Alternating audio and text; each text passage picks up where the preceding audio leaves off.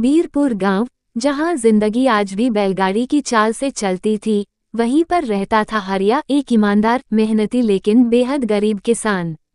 उसके पास मात्र 2 बीघा जमीन थी, जो बारिश पर निर्भर थी।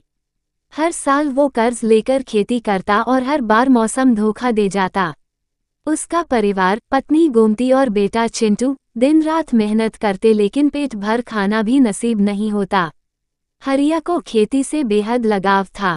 वो सुबह सूरज उगने से पहले खेतों में पहुंच जाता और सूरज ढलने तक काम करता। फिर भी हर बार उसके हिस्से में आता सिर्फ नुकसान और कर्ज। गांव वाले उसे समझाते, हरिया, अब ये खेती छोड़ दे, शहर चला जा मजदूरी करने। लेकिन हरिया का मन खेतों में ही रमता था। एक दिन जब हरिया खेत जोत रहा था, उसकी हल्की नोक किसी ठोस चीज से टकराई। उसने जमीन खोदकर देखा तो वहां एक छोटी सी चमचमाती हुई बोतल निकली, जिसमें एक गोल लाल रंग का बीज रखा था। उस बीज की चमक कुछ खास थी, जैसे वो किसी और दुनिया से आया हो। हरिया उसे लेकर घर गया। गोमती बोली, कहीं जहरीला न हो, फेंक दो इसे। लेकिन चिंटू बोला, नहीं माँ, इसे बोकर देखते हैं, क्या पता कुछ नया हो। हरिया ने वो बीज अपने खेत के एक कोने में बो दिया और थोड़ा पानी डाल दिया। उसे इस बीज से कोई उम्मीद नहीं थी, लेकिन अगली सुबह जो नज़ारा उसने देखा, वो उसके होश उड़ा गया। पहली फसल और पहला चमत्कार। एक ही रात में उस बीज से एक घना पौधा उगाया था। उस पर बड़े बड़े लाल चमकते टमाटर लटक रहे थे। टमाटर ऐसे कि जैसे किसी चित्र में देखे हों।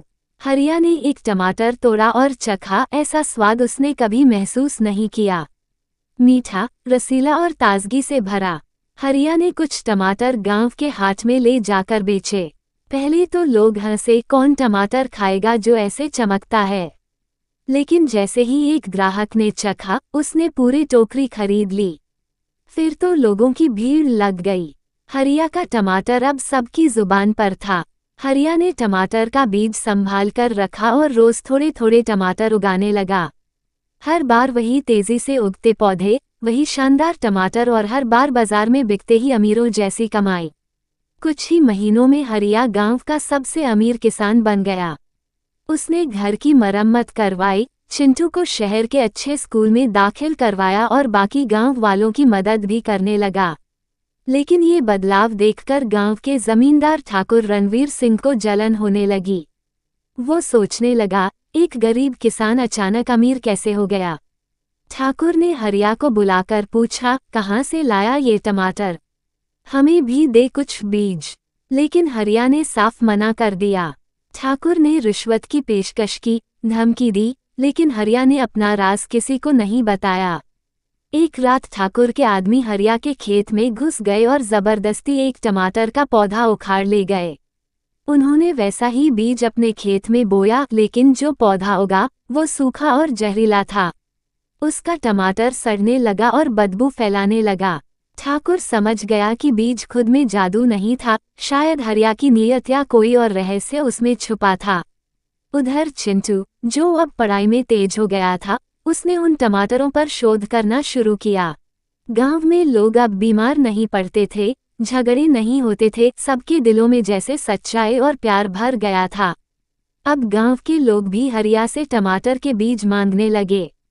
हरिया ने ये देखकर एक शर्त रख दी, जो भी बीज चाहेगा, उसे 5 गरीब परिवारों की मदद करनी होगी, फिर ही मैं बीज दूंगा। धीरे धीरे पूरे गांव में बदलाव आ गया। हर कोई एक दूसरे की मदद करने लगा, खेत लहलहाने लगे, बीमारियां कम हो गईं और स्कूलों में बच्चों की संख्या बढ़ने लगी। बीरपुर अब जादुई गांव कहलाने लगा। लेकिन एक दिन शहर से एक बड़ी कंपनी के लोग आए। उन्होंने हरिया को कहा, हमें आपके बीज चाहिए, हम आपको करोड़ों देंगे। हरिया ने फिर साफ मना कर दिया। उन्होंने धमकी दी कि अगर बीज न दिया तो वे जमीन छीन लेंगे। हरिया परेशान हो गया, लेकिन गोमती ने कहा, तुम्हारा बीज तभी तक जादुई है जब तक तुम उसका सही इस्तेमाल करते हो। लोभ में आकर उसे बेचा तो जादू भी खत्म हो जाएगा।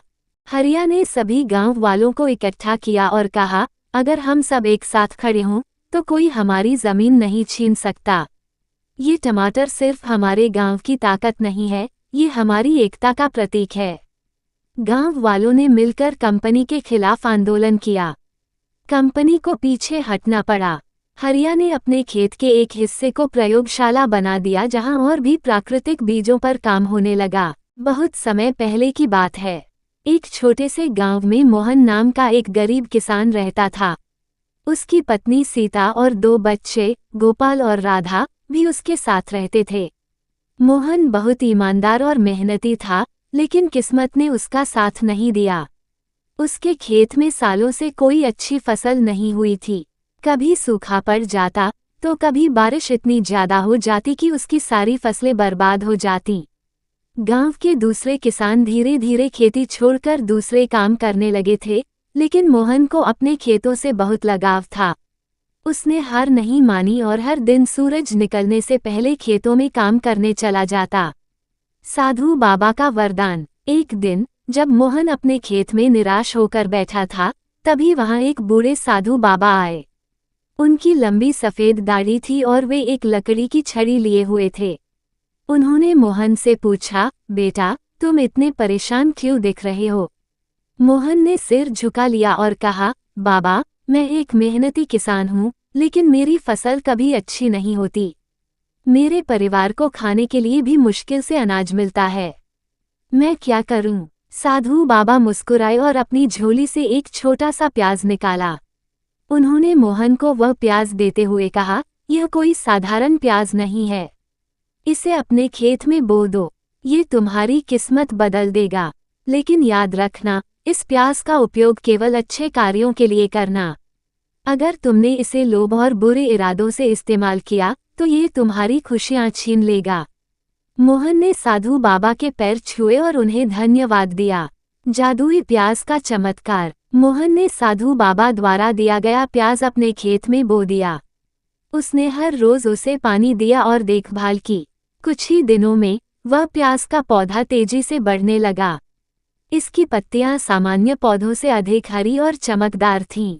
कुछ ही हफ्तों में जब मोहन ने पहली बार प्याज की खुदाई की, तो उसकी आंखें आश्चर्य से फैल गईं। प्याज सामान्य नहीं था, ये सोने की तरह चमक रहा था। पहली कमाई और गांव में चर्चा। मोहन खुशी खुशी उस प्याज को बाजार में बेचने के लिए ले गया। जब दुकानदार ने उसे देखा तो वह दंग रह गया और तुरंत उसे भारी कीमत देकर खरीद लिया। धीरे धीरे मोहन का खेत जादुई प्याज से भर गया।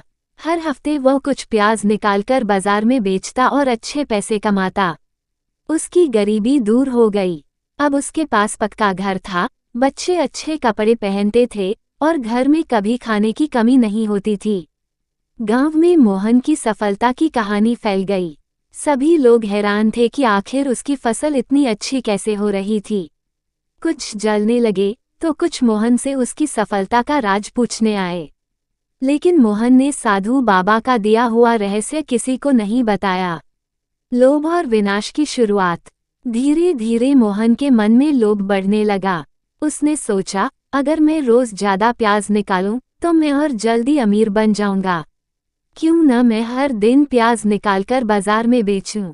उसने साधु बाबा की चेतावनी को भूलकर प्याज निकालना शुरू कर दिया। पहले तो सब कुछ सही लग रहा था, लेकिन कुछ ही दिनों में खेत में अजीब चीजें होने लगीं।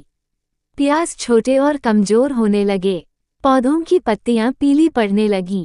खेत की मिट्टी सूखने लगी और उसमें दरारें पड़ गईं। बाजार में मोहन के प्याजों की चमक धीरे धीरे कम होने लगी। गांव के लोगों ने नोटिस किया कि मोहन पहले जितना खुश नहीं रहता था। वह चिंतित और बेचैन दिखने लगा।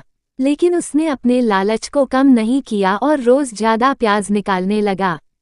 साधु बाबा की वापसी। एक दिन जब मोहन अपने खेत में बैठा था और निराशा में सिर पकड़कर रो रहा था, तभी साधु बाबा फिर से वहां आए। उन्होंने मोहन से कहा, मैंने तुम्हें पहले ही चेतावनी दी थी कि लोभ मत करना, लेकिन तुमने मेरी बात नहीं मानी। अब देखो तुम्हारे खेत का क्या हाल हो गया है। मोहन ने साधु बाबा के पैरों में गिरकर माफी मांगी और कहा, बाबा, कृपया मेरी मदद करें। मैं अपनी गलती समझ गया हूँ। साधु बाबा ने गहरी सांस ली और कहा, अगर तुम सच्चे मन से मेहनत और ईमानदारी से खेती करोगे तो तुम्हारा खेत फिर से उपजाऊ हो सकता है। लेकिन अब तुम्हें जादुई प्याज का लालच छोड़ना होगा। नई शुरुआत। मोहन ने साधु बाबा की बात मानी और फिर से मेहनत से खेती करने लगा। उसने खेत को साफ किया, उसमें अच्छी खाद डाली और सामान्य प्याज उगाने लगा। धीरे धीरे उसकी जमीन फिर से उपजाऊ हो गई। उसकी फसलें अच्छी होने लगीं। हालांकि अब उसे जादुई प्याज नहीं मिलते थे, लेकिन उसकी मेहनत और ईमानदारी से उसे पहले से भी ज्यादा संतोष मिलने लगा। उसका परिवार अब भी खुश था, लेकिन इस बार खुशी लालच से नहीं, बल्कि मेहनत से मिली थी। गांव वालों को सीख। गांव के लोगों ने मोहन की कहानी से एक बड़ी सीख ली। वे समझ गए कि मेहनत और ईमानदारी ही असली जादू है। धीरे धीरे पूरे गांव में खेती की स्थिति सुधरने लगी। अब मोहन गांव के सबसे सम्मानित व्यक्ति बन गया। लोग उसकी कहानी अपने बच्चों को सुनाने लगे, ताकि वे ये समझ सके कि लोभ का अंत हमेशा बुरा होता है। कहानी की सीख। मेहनत और ईमानदारी से ही सच्ची सफलता मिलती है। जादू से मिली चीजें स्थायी नहीं होती। लालच का नतीजा हमेशा बुरा होता है। सच्ची खुशी पैसे से नहीं, संतोष से मिलती है। अंत में मोहन और उसका परिवार खुशी खुशी रहने लगे।